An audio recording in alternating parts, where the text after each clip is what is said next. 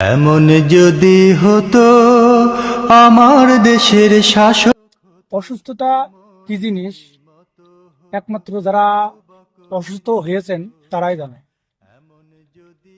এই বিশেষ করে যারা প্রবাসে আছে এদের ভিতর যারা অসুস্থ হয় যে কতটা কষ্টের এবং কতটা মর্মান্তিক তা একমাত্র সেই লোকই বুঝতে পারে। কারণ প্রবাসে যখন কেউ অসুস্থ হয় তার পাশে তার মাথায় পানি ঢেলার মতন কোনো লোক পাওয়া যায় না।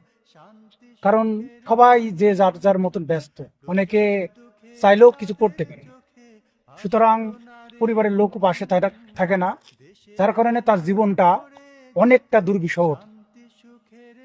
তো সুতরাং প্রবাসী মাটিতে যারা থাকবেন তারা সবাই নিজের যত্ন নেবেন এবং আল্লাহর উপর ভরসা রাখবেন। যদি আমার শাসক হতো মোরেরই মতো।